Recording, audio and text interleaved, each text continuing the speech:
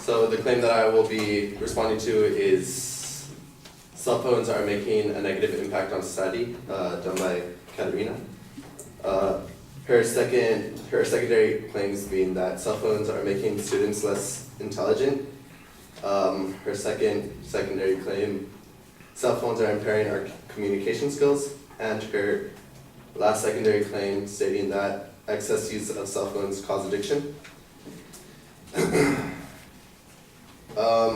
In response to her secondary claim stating that cell phones is making students less intelligent, she states that she gives us statistics saying that 64% of students admit to mixing informal text messaging colloquialism in their schoolwork.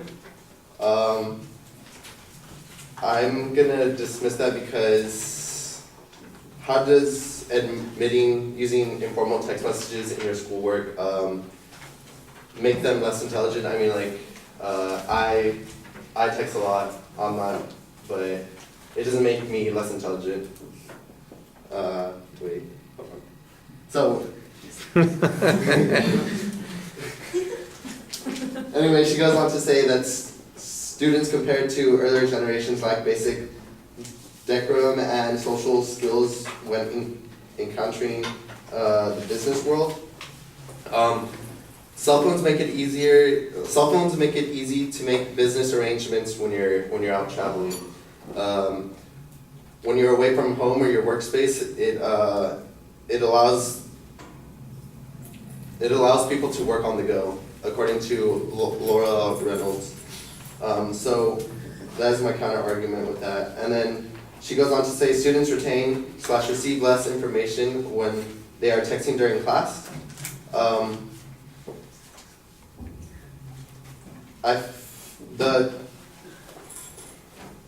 In response to that, that's not in part the fault of the cell phones instead of the individual themselves.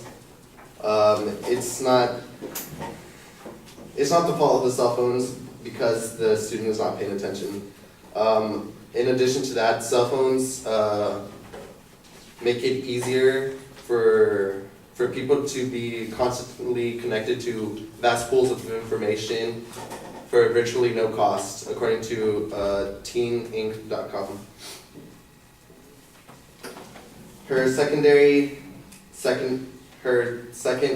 claim, she states that cell phones are impairing our communication skills. She goes on to say that people use cell phones as a deterrent from interacting with others.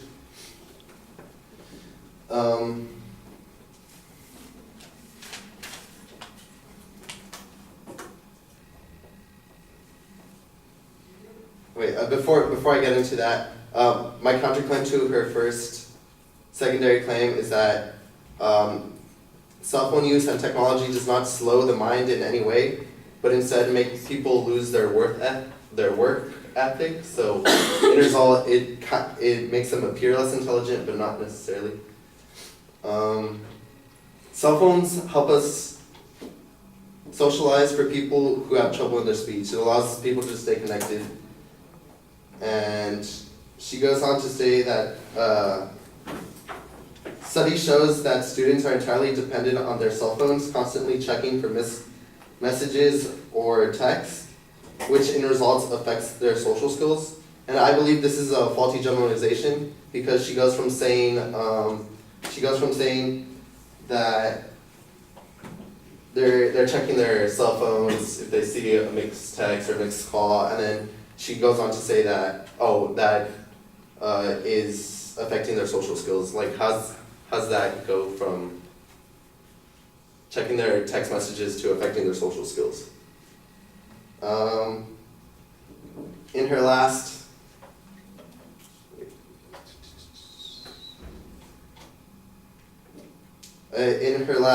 secondary claim, she states that excessive use of cell phones cause addiction. I feel that the data she gave an example of the World Unplugged, which had over 1,000 participants go on for 24 hours without without any media or cell phones. And she goes on to say that 50% failed the test. This data is irrelevant because it does not support the main claim that says it has a negative effect on society. In conclusion, cell phones don't have a negative impact on society. They are convenient for bringing efficient information at one's touch and helps people stay in touch. Thank you.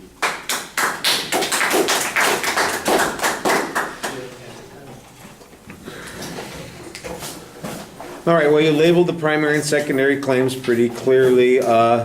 You dismiss a point early on. Your claim seems to be that it doesn't make you less intelligent, but you're kind of lost in that argument, and I think your explanation is not as clear as it ought to be. Your argument basically just begs the question. Just because it says you're less intelligent doesn't mean you're less intelligent. You're not less intelligent. Is there a way to measure it? For instance, are students doing less well on IQ tests overall? Are their grades lower? Are they not advancing into society the way they should be? There ought to be a lot of measures of intelligence that's going on here. The fact that somebody puts in LOL in their paper, or they write some other, BTW instead of writing out the whole thing, doesn't automatically mean that they have lost their brain cells. It simply means that they've changed their pattern of communication. You know what? We've changed our pattern of communication in lots of ways over the years, and there are lots of illustrations that point at that. You can look at the way people used to write, and they would make up the way words were spelled 200 years ago. That was perfectly acceptable. It's not that acceptable anymore. But you know what? We're changing again. We're changing the way we spell things, and it's working a little bit differently. That's not got anything to do with intelligence. That's got to do with culture and language, which are not automatically measures of intelligence. And I think that that's the argument that you want to be making there, and it doesn't come across as clearly as it should. The other issue here about the ease of business arrangements and all those sorts of things, I think that that's a good argument to make. I think you could use some evidence to support it, but basically it's an assertion that you're making. And your last point, criticizing this idea about the dependence and whether or not it affects their ability to socialize or developing social skills, I think you are right in essence in saying there's not really much proof on this. They've kind of just made the assumption that because they're dependent on the phone that they don't have social skills, and that's not necessarily a sign that somebody has become less dependent. It might simply mean they've got a lot of people that they interact with. I don't know. All right. Thank you.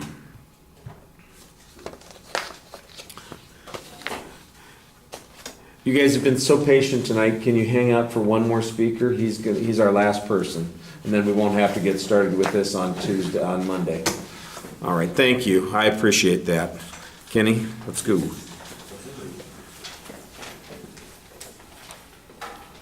Hi guys.